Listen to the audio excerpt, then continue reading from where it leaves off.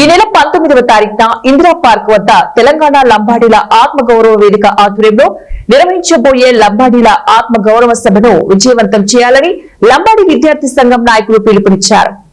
ఈ మేరకు OU arts college ఆవరణంలో ఆత్మగౌరవ సభకు సంబంధించిన గోడ పత్రికను ఘనంగా ఆవిష్కరించారు. ఈ సందర్భంగా వారు మాట్లాడుతూ లంబాడీలను ఎస్టీ జాబితాలలో నుంచి తొలగించేందుకు కొంతమంది కుట్రలు పడుతున్నారని, ఆ కుట్రలను తిప్పుకొట్టేందుకే ఈ నెల 19వ తారీఖున ఇందిరా పార్క్ వద్ద ఆత్మగౌరవ సభను నిర్వహించడం జరుగుతుందన్నారు.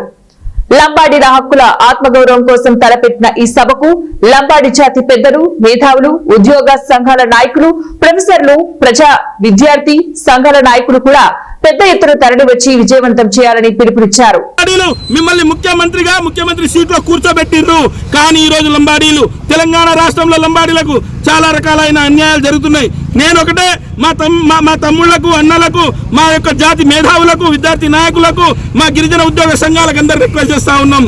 చలో హైదరాబాద్ కార్యక్రమాన్ని పెట్టుకున్నాం.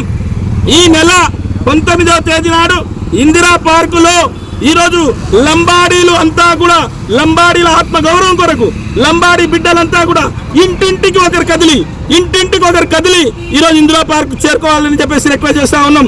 9వ తారీఖు నాడు ఆత్మగౌరవ సభ, లంబాడీల ఆత్మగౌరవ సభ హైదరాబాద్ లో జరపబోతున్నాం.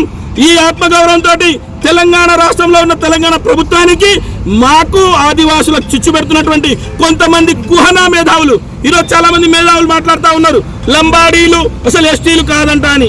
ఈ కుహనా మేధావులకు మేము అడుగుతా ఉన్నాం, మీరు ఎక్కడ చెప్తే అక్కడ ఓపెన్ డిబేట్ మేము సిద్ధం ఉన్నాం.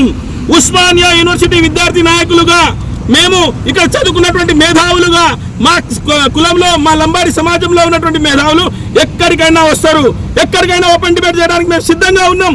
మీరు కూడా సిద్ధంగా ఉండాలి. ఎవరైతే తెల్లం వెంకట్రావు వస్తారా, సోయం బాపురావు వస్తారా, ఎవరు వస్తారో రండి. మేము